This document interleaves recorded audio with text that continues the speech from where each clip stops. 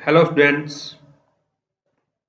आज हम आपका नया topic bounded variable problem start कर रहे हैं। तो यह टॉपिक आपके बीकानेर यूनिवर्सिटी में थर्ड यूनिट में लगता है। ठीक है, थर्ड यूनिट का टॉपिक है और राजस्थान यूनिवर्सिटी में ये आपके यूनिट नंबर फर्स्ट में बाउंडेड वेरिएबल प्रॉब्लम। एक्चुअली आपको देखो revise simplex method for linear programming ये वाला करवा दिया और अब हम कर रहे हैं बाउंडेड वेरिएबल प्रॉब्लम कर रहे हैं। इसके बाद कॉन्वेक्स फंक्शन पढ़ेंगे, ये हमारी यूनिट खत्म हो जाएगी। और दूसरी यूनिट में क्या था, मुझे separating and supporting hyperplane theorem में ये भी एक बार देख लेंगे हम। और जो सेकंड यूनिट है इंटीजर प्रोग्रामिंग, ये हमने पूरा पढ़ लिया। Gomory algorithm for the integer programming, branch and bound technique, ये दोनों पढ़ लिया हमने। इसके बाद इसमें क्वाड्रेटिक फॉर्म और लैग्रांज फंक्शन एंड मल्टीप्लायर ये वाला बच जाएगा। तो ये रियल एनालिसिस का पार्ट है, तो ये हम भी इजीली पढ़ लेंगे, कोई दिक्कत नहीं। तो आपकी 2 यूनिट कंप्लीट हो जाएंगी। तो आज हम पढ़ते हैं ये बाउंडेड वेरिएबल प्रॉब्लम। सिमिलरली यहाँ पे जो बीकानेर यूनिवर्सिटी है उसके अंदर भी आपका ये बाउंडेड वेरिएबल प्रॉब्लम जो है थर्ड यूनिट में आता है। और जो इसके बाद एक टॉपिक और है वो सेम जो कॉन्वेक्स फंक्शन का ही है इसमें। ठीक है, तो ये दोनों की साथ साथ यूनिट चल रही है, उसकी थर्ड चल रही है, इसकी फर्स्ट चल रही है।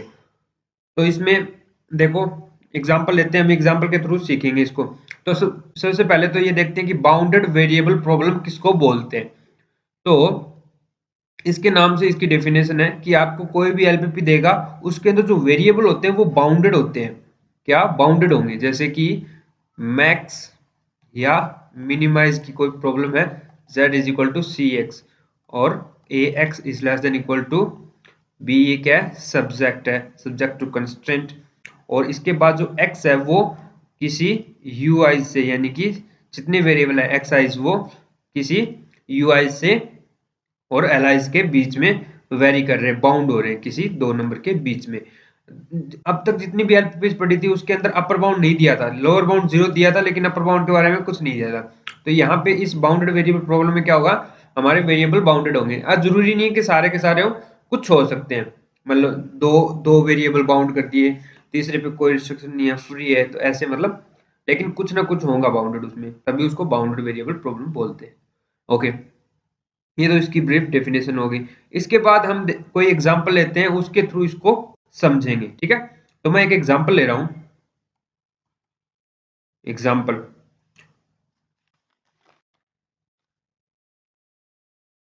तो पहले थोड़ा सा मैं आपको इसका जो एल्गोरिथम है वो समझा देता हूँ, कैसे क्या करना है पहले, सबसे पहले। ठीक है, तो इसका पहले आप एल्गोरिथम समझ लो।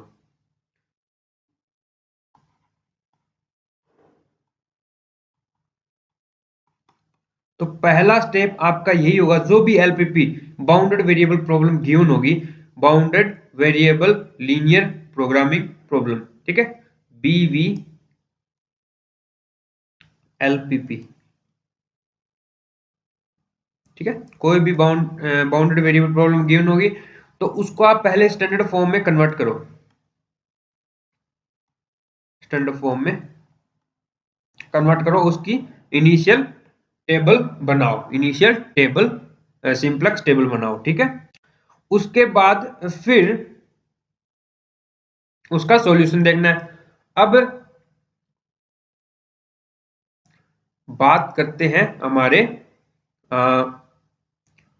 नेक्स्ट बेसिस के अंदर कौन सा एलिमेंट आएगा, है ना, जेड जे माइनस सी जे। अगर जेड जे माइनस सी जे सारे पॉजिटिव है तब तो हमारा जो सॉल्यूशन है वो ऑप्टिमल सॉल्यूशन हो जाएगा।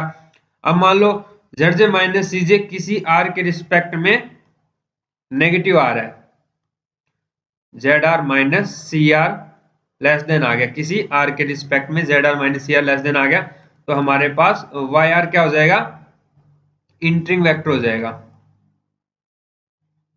इंटरिंग वेक्टर हो गया। ओके, ठीक है। अब थर्ड थर्ड इंपॉर्टेंट है, तो इसमें देखो क्या करना है अपने को। अब हम डिपार्चिंग वेक्टर देखेंगे कि कौन सा होगा डिपार्चिंग वेक्टर। उसके लिए हमें एक तो क्या देखते हैं, मिनिमम किसका, एक्स बी आई बटे वाई आई आर, यानी कि जो कॉलम हमारा एंटरिंग है वो पूरा कॉलम, ये वाई आर का मतलब वो पूरा कॉलम उठाएंगे और डिवाइड करेंगे। यहाँ पे वाई आई आर क्या है, पॉजिटिव होने चाहिए। वो सारे वाई आर जो पॉजिटिव उनके करस्पॉन्डिंग हम ये लेते हैं। तो इसको हम नाम देते हैं थीटा 1 यहाँ पे। अब एक और यहाँ पे आ जाता है थीटा 2, वो भी मिनिमाइजेशन। जो जो वाई आर नेगेटिव है, वाई आर नेगेटिव है वो, और यू जे minus u j minus x b j, x बीजे और वाई जे आर, यहां पे y J are strictly less than 0 होगा। ठीक है, तो ये मैं समझा दूंगा आपको एग्जांपल में इसका मीनिंग क्या है थीटा 2 का। और फिर हम देखते हैं कि हमारा डिपार्चरिंग की एलिमेंट निकालना है ना, पिवट बनाना है जो भी, तो उसके लिए हम इनका भी मिनिमम लेंगे, इन दोनों में से जो भी आएगा, और एक साथ में यू आर का थीटा 1 थीटा 2 और यू आर।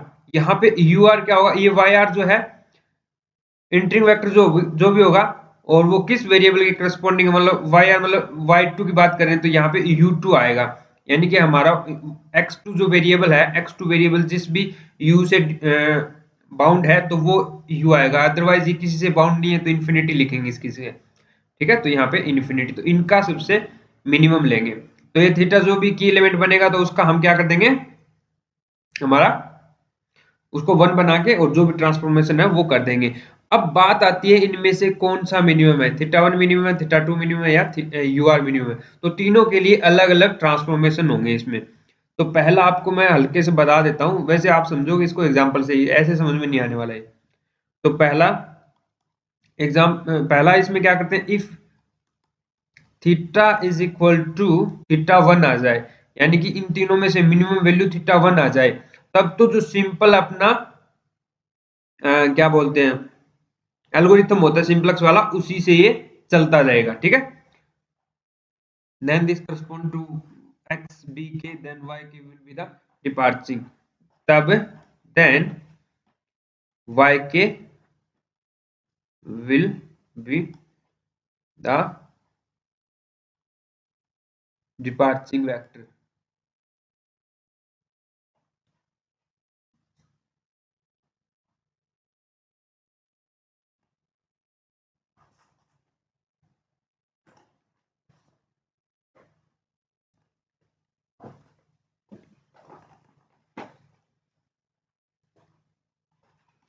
फिर आता है दूसरा, यदि थीटा थीटा 2 के इक्वल आ जाए, theta is equal to theta 2 के, थीटा 2 हमारा क्या था, वाई जे माइनस एक्स बीजे और divide by Y J R, ये मान लो किसी आर के करस्पॉन्डिंग आ गया, तो यू आर तो नहीं, आर तो हमने इंटरिंग वेक्टर ले रखा है, ये आर तो यहाँ पे चल ही रहा था ये। अब मान लो के रिस्पेक्ट में आ गया यू के माइनस एक्स बी के बटे वाई के आर के करस्पॉन्डिंग ये आ गया। तो यहाँ पे जो वाई के आर है ये क्या बन जाएगा, हमारा पिवोट या की एलिमेंट बन जाएगा। Then Y K R is pivot. ठीक है, और उसको हम 1 बना के ऊपर नीचे वो ट्रांसफॉर्मेशन करके 0 0 बनाना होता है ऊपर नीचे, इस एलिमेंट को तो 1 बनाएंगे और बाकी को इसको की एलिमेंट भी बोल देंगे, की एलिमेंट भी बोल सकते। ठीक है, इसको 1 बनाएंगे बाकी सब 0 बना देंगे, तो ये हमारा काम बन जाएगा। प्लस इसमें एक ट्रांजेक्शन करना, एक ट्रांसफॉर्मेशन करना पड़ेगा, वो क्या है वो देख लो। पहले ये बना लिया, 1 बना लिया इसको, अब जो पीछे वाला जो वेक्टर था उसको पकड़ोगे, और जो हमारे एक्स बी के यानी कि एक्स जो वेरिएबल्स हैं उनमें चेंज आ जाएगा, क्या, एक्स बी के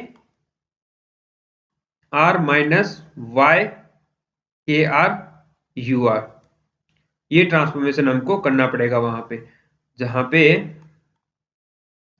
x B K R is less than equal to you R, और प्लस एक और करना पड़ेगा कि जो भी वेरिएबल था हमारा जिसके करस्पॉन्डिंग ये चल रहा था एक्स आर, उसमें U R minus R dash, ये नया वेरिएबल ये ट्रांसफॉर्मेशन करेंगे, और जो भी ये पूरा कॉलम था जो डिपार्ट हो गया था, चला गया था, उसको आप नेगेटिव से मल्टीप्लाई करवा दोगे। 0 is less than equal to X R dash is less than equal to you R. ठीक है, ऐसे इसमें ट्रांसफॉर्मेशन करेंगे। अगर तीसरी कंडीशन हो रहा है इसमें, if theta is equal to you r आ जाए, तब सिंपल हम क्या करेंगे, जो भी कॉलम है हमारा जिसके जो हमारा इंटर करने वाला है उसको आप नेगेटिव से मल्टीप्लाई करवाओगे, और ये पूरा पहले मल्टीप्लाई नहीं, पहले ये वाला ट्रांसफॉर्मेशन करोगे, यानी कि एक्स बी के आर, या फिर इसको सिंपली ये लिख सकते हैं X R is equal to you R minus X R dash, ये ट्रांसफॉर्मेशन करें। चलो इसको हम एग्जांपल से समझते हैं, ये ऐसे राम कहानी गोल हो जाएगी। तो एग्जांपल लेते हैं एक, तो ये हमने एक बाउंडेड वेरिएबल प्रॉब्लम ली है जिसमें max Z is equal to ये वाला दे रखा फंक्शन, और सब्जेक्ट हमें क्या दे रखा है, पहले इक्वेशन और दूसरी इक्वेशन, और यहाँ पे जो वेरिएबल है तीनों x1 x2 और x3 वो क्या है, बाउंडेड है। लोअर बाउंड 0 और 4, लोअर बाउंड 2 और upper bound 5, lower bound 0 upper bound 3। ठीक है, तो अब यहां पे हम एक सिंपल ट्रांसफॉर्मेशन करेंगे। कैसा, इन सबको 0 से बाउंड बनाएंगे, लोअर बाउंड, यानी कि x2 यहाँ पे 2 से बाउंड है ना, तो इसको भी हम 0 से बाउंड करेंगे, लोअर बाउंड। तो इसमें एक ट्रांसफॉर्मेशन ये करेंगे, x2 इज इक्वल टू मैं 2 प्लस एक नया वेरिएबल ले लूंगा, ठीक है, या फिर x2 डैश प्लस 2 ले लूंगा, या आप बोलना चाहो एक नया वेरिएबल लिया मैंने x2 डैश, जो क्या किया मैंने x2 में से 2 कम कर दिया, ऐसा मैंने एक नया ट्रांसफॉर्मेशन किया है। तो x2 की जगह अब हम नया वेरिएबल ले रहे हैं x2 डैश। तो अब x2 डैश, अगर x2 2 से 5 था, x2 2 से 5 था, तो x2 डैश यानी कि इसमें 2 सब्ट्रैक्ट करना, 0 x2 माइनस 2 3, समझ रहे हो, ये क्या बन गया, 0 x2 डैश 3, यानी कि जो नया वेरिएबल है x2 डैश वो 0 से 3 के बीच में आ गया।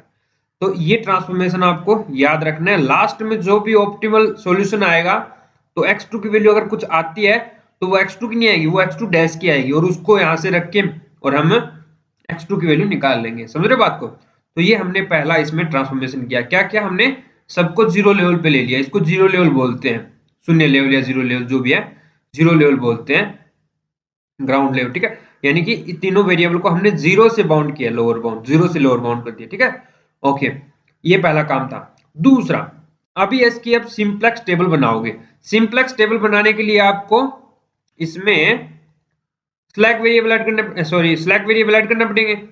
तो इसमें स्लैक वेरिएबल ऐड कर दीजिए।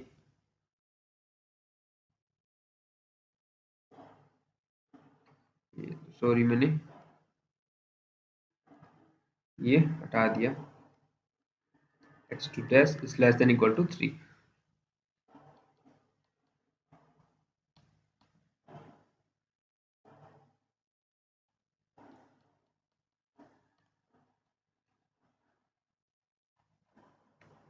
तो देखो इसमें हम नए वेरिएबल, सॉरी स्लैक वेरिएबल ऐड करेंगे। इसमें ऐड कर दिया मैंने x4 और इसमें ऐड कर दिया x5, और ये इक्वल बन गए।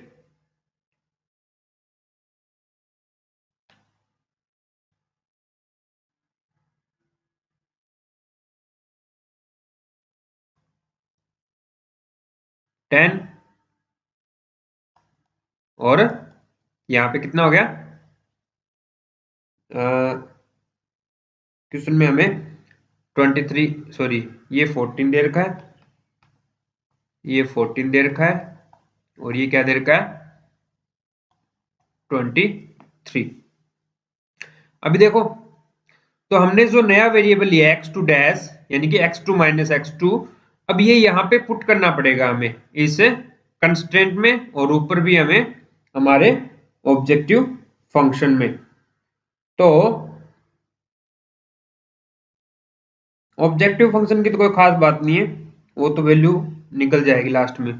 तो सिर्फ हमें यहाँ पे इनको सोल्व करना है ना, हमें इनको सोल्व करना। तो यहाँ पे x2 किस जगह हम क्या पुट करेंगे, x2 इज इक्वल टू क्या आ गया यहाँ पे, x2 डैश प्लस 2 आ गया, तो ये वो यहाँ पे पुट कर दो। तो इक्वेशंस क्या बन जाएंगी, पहली इक्वेशन बन गई x1 plus 2 x2 dash plus 2 plus 2x3 plus x4 is equal to 14, और दूसरी equation 2x1 plus 4x2 dash plus 2 plus 3x3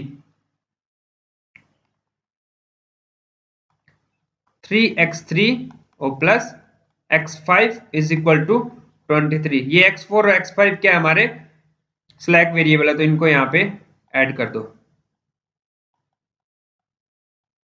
okay, तो यहां से इनको थोड़ा रीराइट कीजिए, x1 प्लस 2x2 डैश, यहाँ पे 4 आ गया, 4 इस साइड भेज दोगे 10 बन जाएगा वो,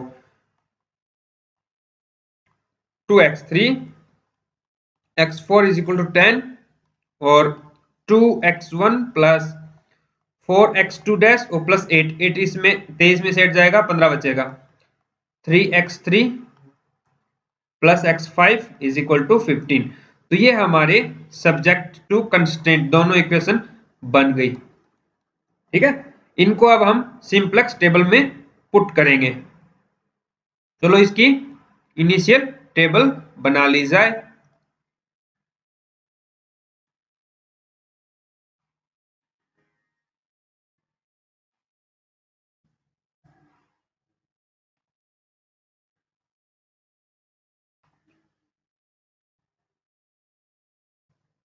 तो पहले यहां पे सी बी, सी के अंदर हमारे पास क्या क्या है,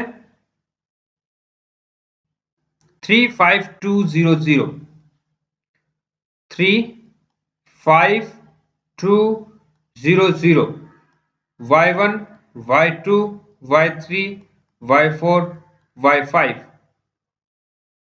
तो यहाँ पे अपने पास आएगा बेसिस, और ये उसके करस्पॉन्डिंग वेरिएबल, और ये उसके करस्पॉन्डिंग सी की वैल्यू। x1 क्या है हमारे पास, 1 2 2 1 0 2 4 3 0 1, और ये क्या 10 और 15। तो बेसिस में कौन कौन सा आया, अल्फा 4 अल्फा 5 x4 x5 0 0। अब निकालेंगे zj minus cj, zj minus cj।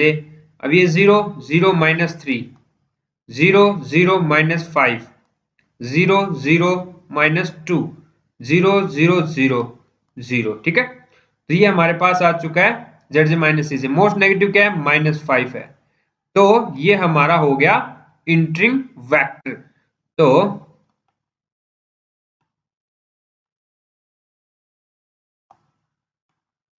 Entering vector is y2।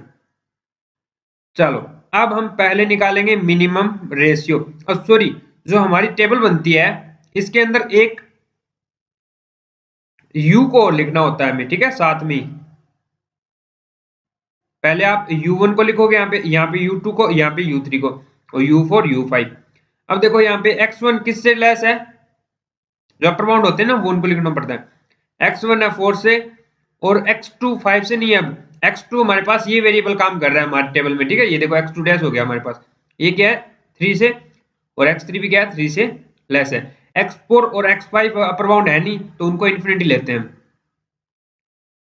तो यहाँ पे आप ui's लिखोगे। ठीक है, ui's, तो ये हो गया कितना था,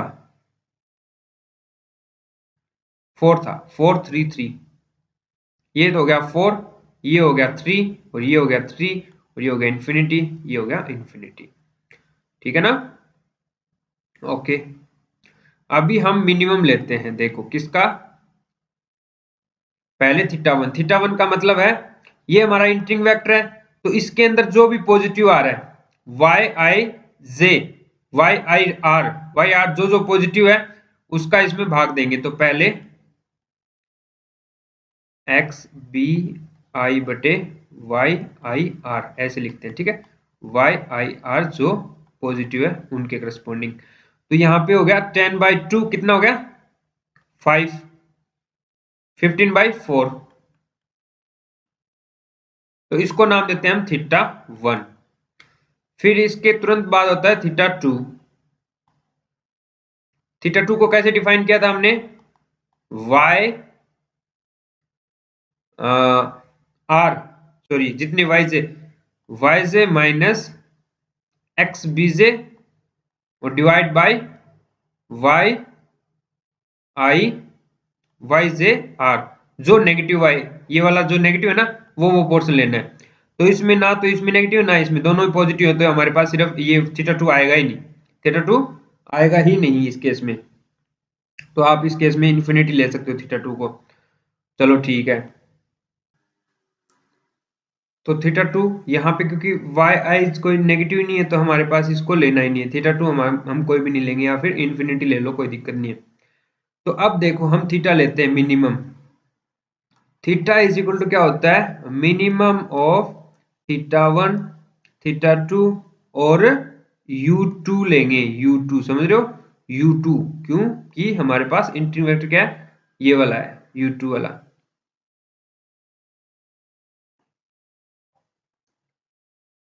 ओके, तो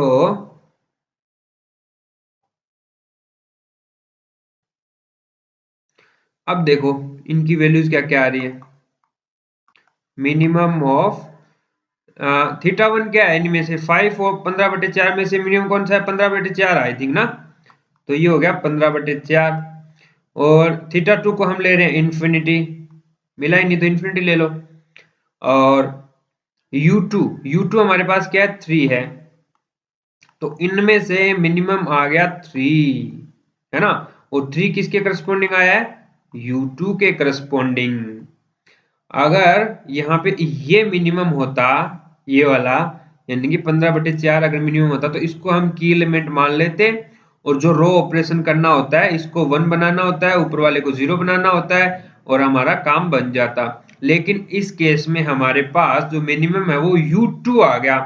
तो u2 आता ही तो आपको ट्रांसफॉर्मेशन करना पड़ेगा। कैसा, पहले तो इस जो बेसिक वेरिएबल की जो वैल्यूज आ रही है इनको एक्स बीज बोलते हैं, एक्स बीजेस बोलते हैं इनको। तो इनमें ट्रांसफॉर्मेशन करना है। कैसा, नया एक्स बीजे आएंगे, एक्स बीजे आएगा कैसे, पहले वाला यानी कि एक्स बी, ये पहले वाला इसको डैश से नाम दे सकते हो, और माइनस इसको इससे मल्टीप्लाई करो जो इंट्री वेक्टर ना, सॉरी 3 को 6 से, यानी कि 3 इंटू 2 यानी कि 10 माइनस 6 इज इक्वल टू 4। और नया जो दूसरा वेरिएबल जो है एक्स बी 2 ये क्या आ जाएगा 15 माइनस 4 इंटू 3 12 3। और फिर उसके बाद आपको क्या करना है, इसके अंदर जो वैल्यूज है उनको नेगेटिव कर दीजिए। ठीक है, और ये नेगेटिव करोगे तो एक दूसरा और ट्रांसफॉर्मेशन इसके अंदर लग जाएगा, यानी कि इसमें से एक बार और 3 में से कम करना पड़ेगा हमें। तो नया इसमें ट्रांसफॉर्मेशन एक और क्या हो गया, x2 डैश डबल डैश, ये नया जो है वो u2 माइनस x2 डैश होगा। ओके, ये सेव रखो। अब की बार जो x2 डैश था ना पहले वेरिएबल, उसकी जगह अब काम कौन सा कर रहा है, x2 डबल डैश काम कर रहा है, x2 डबल डैश काम कर रहा है। तो 3 माइनस ये ट्रांसफॉर्मेशन लग जाएगा। तो हमारी नई टेबल देखो इसमें क्या बन के आएगी, ये हमारी नई टेबल बन के आ चुकी है। तो इसमें एक्स्ट्रा कुछ नहीं है, बस जो नए वेरिएबल हम जो सॉरी एक्स बी की जो वैल्यूज आई थी 4 3, तो उनको आपको यहाँ 10 15 की जगह पुट कर देना है। ठीक है, देखो 4 3 कर दिया मैंने पुट। और जो y2 था, जो इंटीरिंग वेक्टर था ना हमारा, उसको सिर्फ आपको नेगेटिव करना है, यानी कि ये ट्रांसफॉर्मेशन करोगे ना तो ये नेगेटिव बन जाएगा, बस इतना ही है और कुछ नहीं करना। तो इसको नेगेटिव बनने का मतलब क्या हुआ, हमारे पास नया वेरिएबल जो पहले x2 डैश था ना, उसकी जगह अब x2 डबल डैश काम कर रहा है, यानी कि ये क्या है 3 माइनस x2 डैश है। एक्चुअली ये अगर आप सिंपली करना चाहो ना, जो हमारी इक्वेशन थी ये देखो यार, ये रही, इसको आप अगर इक्वेशन फॉर्म में लिखना चाहो x1 plus 2x2 x2 dash plus 2x3 plus x4 is equal to 10, तो वहां पे अपने को सिर्फ अगर ये u2 अगर मिनिमम आ जाता है थीटा की वैल्यू, तो आपको सिंपल जो ट्रांसफॉर्मेशन है वो यही करना होता है, ये रहा कि 3 माइनस x2, जो भी वेरिएबल पहले था x2 डैश था, तो x2 डैश मतलब u में से वो वेरिएबल कम कर दोगे, और यहाँ पे जो वैल्यूज पुट करोगे ना इसके मल्टीप्लाई में, यानी कि 3 माइनस x2 डैश, तो ये 10 में से देखना करके वो यही वैल्यू आएगी, यानी कि इस ट्रांसफॉर्मेशन का मतलब सिंपल ट्रांसफॉर्मेशन है जो हमने यहां स्टार्टिंग में किया था, ये वाला 14 का यहां 10 बन गया था ना, सिमिलरली यहाँ पे 10 का अब 4 बन गया है ना। तो वो ये सिंपल ट्रांसफॉर्मेशन है, कुछ नहीं किया एक्स्ट्रा, और ये नेगेटिव बन जाता है बिकॉज ये देखो नया वेरिएबल क्या बोल रहा है, यहां से x2 dash is equal to 3 minus x2 double dash भी लिख सकते हैं ना, इसको इस साइड लिया इसको इस साइड लिया, यानी कि जो नया वेरिएबल है उसके माइनस आ रहा है मल्टीप्लाई में, यानी कि ऑलरेडी पहले 2 था उसको x2 डैश रखेंगे तो 2 से मल्टीप्लाई करोगे तो -2 बन जाएगा, और यहाँ पे -2 आ जाएगा और यहाँ पे -4 आ जाएगा, बस इतना ही काम।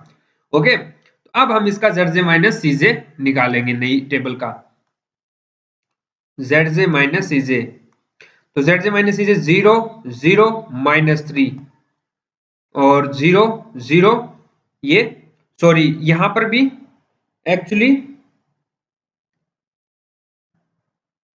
जो zj माइनस cj वो भी आपको नेगेटिव से मल्टीप्लाई करवाना है, यानी आप हमारे पास पहले 4 आ रहा था ना,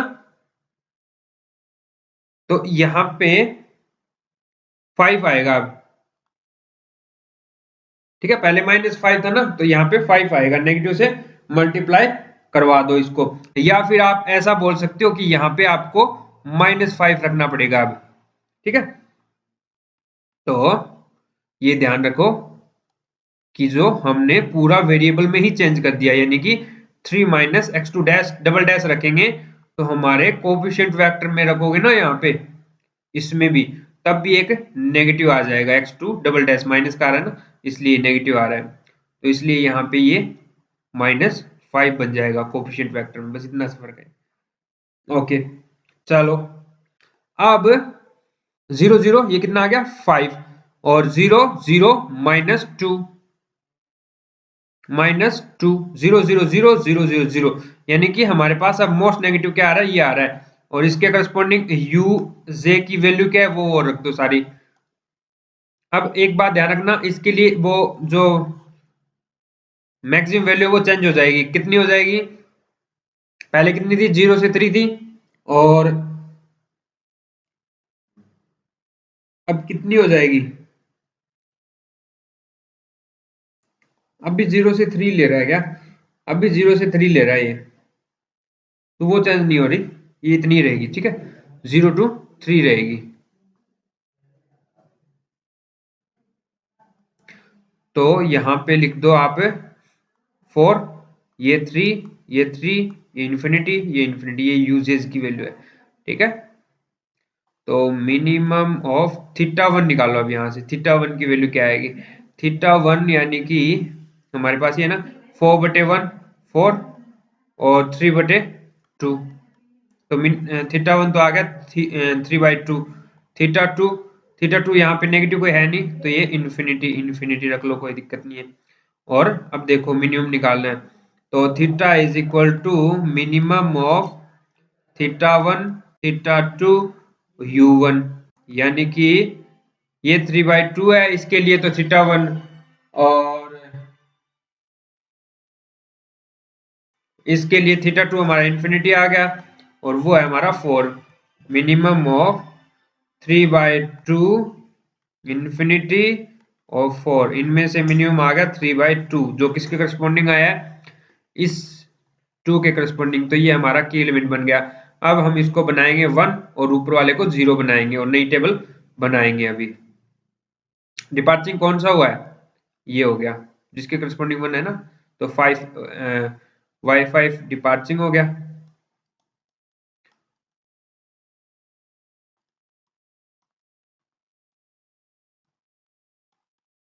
ओके, तो अभी देखो नई टेबल बनाते हैं।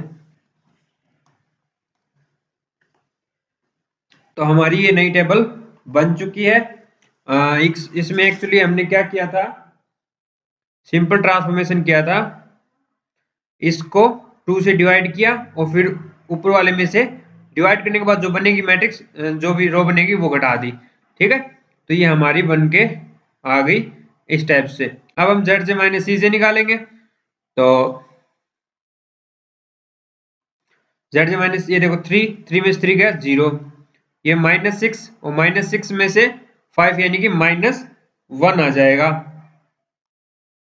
फिर 3/2 को 3/2 से मल्टीप्लाई करवाएंगे और फिर 2 उसमें से सब्ट्रैक्ट करेंगे, तो ये 5/2 आ जाएगा। फिर ये 0 हो जाएगा और ये 3/2 आ गया। तो ये हमारी नई टेबल, जिसके अंदर मिनिमम क्या है, 1 आ रहा है, तो ये हमारे पास इंटरिंग वेक्टर हो जाएगा। अब इसके नीचे यूजेस लिख लो अपना, क्या क्या थे, 4 3 3 था, 4 3 3 इन्फिनिटी इन्फिनिटी। ठीक है, तो इंटरिंग वेक्टर कौन सा हुआ, ये वाला हुआ। तो पहले थीटा वन की वैल्यू निकालो, थीटा वन की वैल्यू देखो, जो जो पॉजिटिव है उनका डिवाइड करते जाओ इसमें। तो यहाँ पर भी 0 आ रहा है, उसको नहीं लेना, माइनस आ नहीं लेना, तो यहाँ पे थीटा वन तो हमारे पास आ ही नहीं रहा, तो आप थीटा वन को इन्फिनिटी ले लो। ठीक है, यानी कि 5/2/0 यानी कि इन्फिनिटी, ऐसे ही बोल सकते हो। थीटा टू देखो, थीटा टू क्या करना है आपको, यहाँ पे तो 0 है, इसके करस्पॉन्डिंग नहीं लेना, इसके करस्पॉन्डिंग लेना है। क्या करोगे, 3 में से ये सब्ट्रैक्ट करो, यहाँ पे पहले ऊपर तो करते हैं हमें,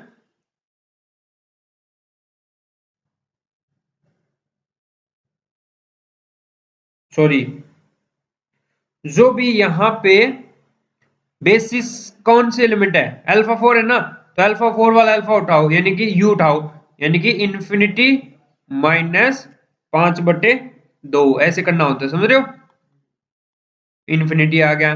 अब क्या है, इसके करस्पॉन्डिंग देखना है, इसके करस्पॉन्डिंग अल्फा 1 वाला उठाओ, यू क्या 4 उठाओगे, यहां से 4 - 3/2 करोगे, तो क्या आ जाएगा, 5/2 आ जाएगा। तो 5/2 यहाँ पे मिनिमम आ रहा है। क्या समझे, दोबारा बताता हूं, तो यहां एक्चुअली थीटा टू क्या होता है हमारा, यू जे माइनस एक्स बी जे बटे वाई जे आर, और Y J are strictly less than. ठीक है, अब ये यूजे क्या आता है, जो भी बेसिस के अंदर एलिमेंट है उसके करस्पॉन्डिंग जो यू है, यहाँ पे क्या है, बेसिस के अंदर अल्फा 4 है, यानी कि ये वाला कॉलम है, तो यहाँ पे इन्फिनिटी और माइनस एक्स बी ये वाला। ठीक है, ये 5/2 कर जाएगा, ये हो जाएगा। और फिर क्या आएगा, ये वाला 1 वाला, यानी कि 4 में से आपको ये घटाना पड़ेगा, ये आ जाएगा। फिर हमें देखना है थीटा टू, थीटा टू का मतलब होता है इन्फिनिटी में किसका डिवाइड करोगे, इसका, लेकिन ये नेगेटिव नहीं है तो इसका नहीं करेंगे, इसको भूल जाएंगे, छोड़ दें, कोई काम का नहीं है अपने। प्लस सॉरी, इसमें माइनस और लगता है, सॉरी, ठीक है, इसमें माइनस लगता है। फिर इसका मिनिमम लेते हैं, सबका मिनिमम।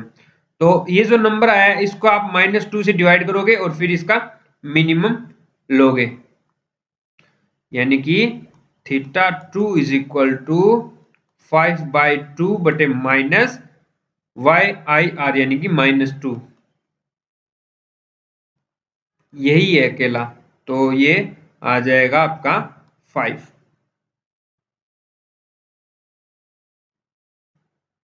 ठीक है ना? तो θ2 आपका आ गया 5।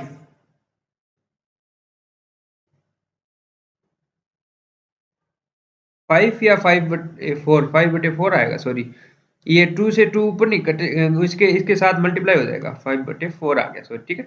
ये इसके साथ मल्टीप्लाई हो जाएगा, नोट ऊपर जाएगा। ये 1/2 होता है ना नीचे, तब आता है ऊपर, तो सॉरी सॉरी, ठीक है। तो ये मल्टीप्लाई हो जाएगा, ठीक है। θ2 अपने पास क्या आ गया, 5/4 आ गया। तो अभी थीटा इज इक्वल टू क्या होता है, मिनिमम ऑफ θ1, θ2 और u कौन सा है, ये रहा u2 की बात कर रहे हैं ना, इस u2 की। तो ये क्या आ गया, मिनिमम ऑफ इन्फिनिटी 5/4 और 3, तो इनमें से मिनिमम आ गया 5/4, ठीक है। जो θ2 था, θ2 किसके करस्पॉन्डिंग आया, तो ये हमारा पिवट, यानी कि इसको 1 बनाना है और ऊपर वाले को 0, तो ऊपर वाला तो 0 बना ही हुआ है, बस आपको इसी को 1 बनाना है।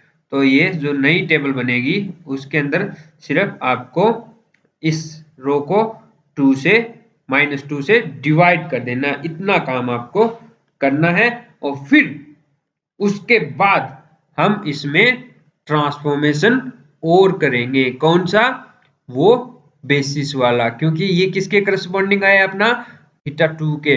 अगर θ2 के करस्पॉन्डिंग या फिर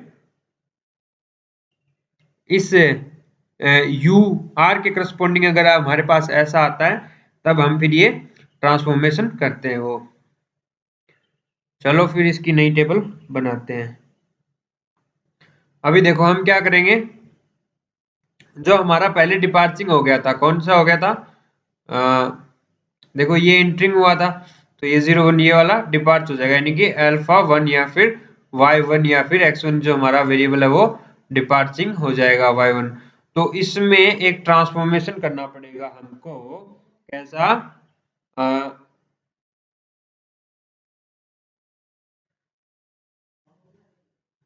आप क्या करोगे, वो जो करते हैं एक्स बी वन की जगह, यानी कि इसकी जगह क्या लिखोगे, एक्स बी वन यानी कि एक्स बी वन डैश, यानी कि ये वाला 5/2 माइनस इसको 4 से मल्टीप्लाई करवा के घटा दोगे, 0 × 4 यानी कि कितना आ जाएगा, 5/2 माइनस 0, यानी कि 5/2 ही रहेगा ये। और एक्स बी टू, इसमें क्या करेंगे, एक्स बी टू डैश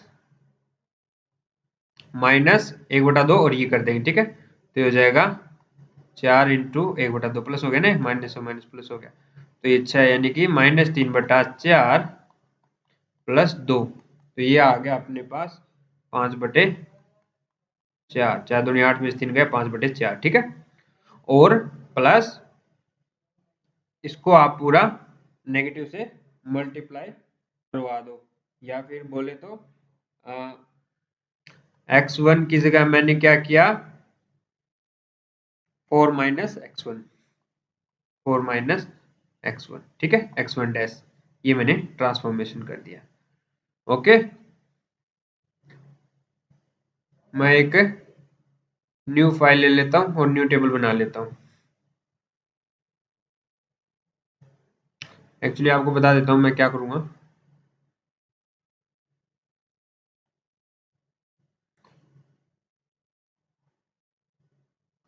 तो एक्चुअली मैं क्या करने वाला हूँ, यहाँ पे एक्स बीज की जगह क्या रखूंगा, 5/2 और 5/4, और जो ये वाला वेक्टर है इसको मैं माइनस से मल्टीप्लाई करवा दूंगा, और ऊपर जो कोफिशिएंट वेक्टर है -4 आता ना, ये रहा, ये 4 था ना, इसको -4 कर दूंगा, जैसे यहाँ पे -5 किया था, ठीक है। तो अभी नई टेबल लेते हैं।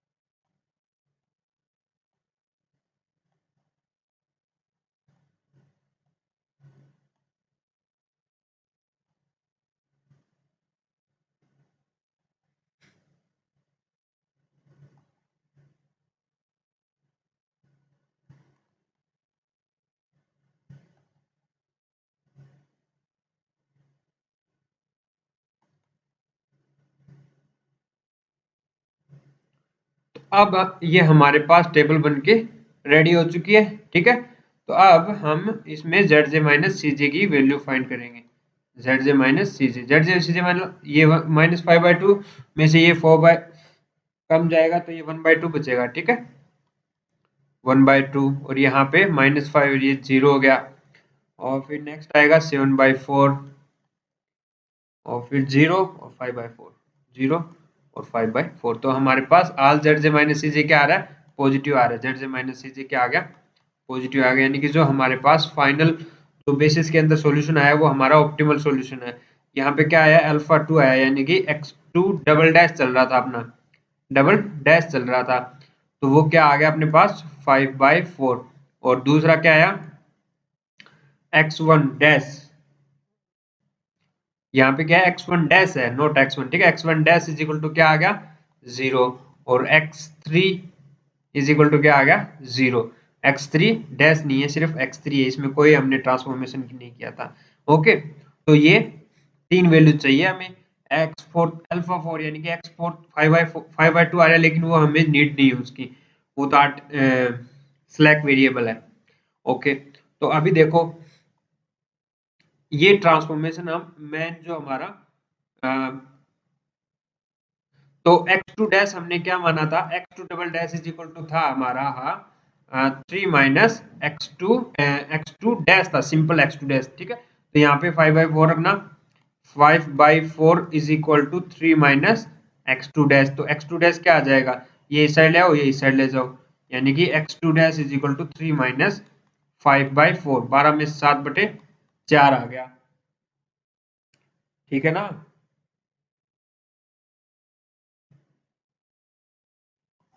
ओके, और फिर हमने एक और चीज मानी थी स्टार्टिंग में ही, वो क्या थी, x2 dash is equal to 2 plus x2 था, यही था क्या, हाँ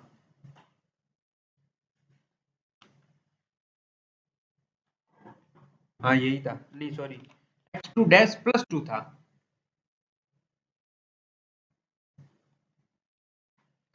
x2 इज इक्वल टू था x2 डैश प्लस 2 था, ठीक है। तो x2 चाहिए हमें तो फाइनल आंसर में, ठीक है। तो ये क्या हो जाएगा 7/4 में आप 2 ऐड कर दो, यानी कि 15/4 आ गया। तो हमारे पास जो फाइनल ऑप्टिमल सॉल्यूशन होगा उसके अंदर x2 की वैल्यू तो क्या आ गई 15/4 आ गई। अब ऐसे ही x1 की निकालेंगे, तो देखो यहाँ पे x1 dash is equal to 0 है, और x1 dash is equal to अभी हमने पुट किया था, क्या किया था 3 माइनस x2, 3 माइनस x2 हमने पुट किया था। तो यहाँ से आप x2 को इस साइड ले आओ और 3 माइनस x1 डैश यानी कि 3 आ गया, सॉरी x1 ये x2 नहीं x2 x1 है, x1 को इस साइड ले आए, ये x1 है नोट x2, x1 इस साइड ले आए और 3 माइनस x1 डैश यानी कि 3 माइनस 0 यानी कि 3। तो x1 क्या आ गया हमारे पास 3 और x3 क्या है 0 है। तो हमारे पास जो ऑप्टिमल सॉल्यूशन है, optimal solution x1 is equal to 3, x2 is equal to 15/4 और x3 इज इक्वल टू 0, ये आ चुके हैं। ये हमारे जो फंक्शन था हमारा वो क्या था, उसमें पुट कर देंगे। तो वो था 3x1 plus 5x2 plus 2x3। तो z इज इक्वल टू हमारा था 3x1 plus 5x2 plus 2x3। तो यहां से अपने पास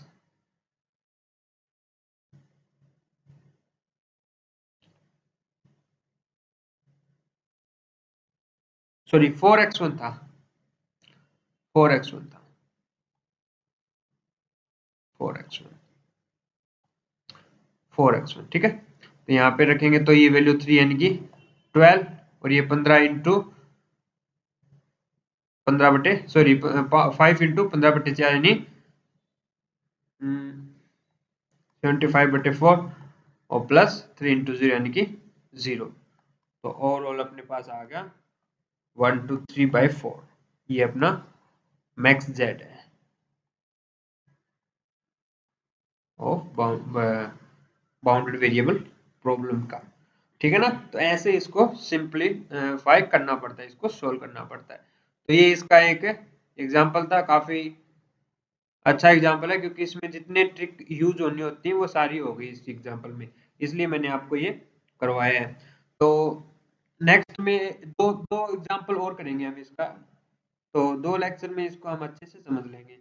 तो एक्चुअली एक एक क्वेश्चन में ये समझ में नहीं आएगा आपको, काफी क्रिटिकल चीजें हैं इसके अंदर काफी, तो इसलिए आज हम इतना ही पढ़ेंगे। नेक्स्ट क्लास में एक एग्जाम्पल इसका और करेंगे, उससे हम इसको और बेटर समझ लेंगे।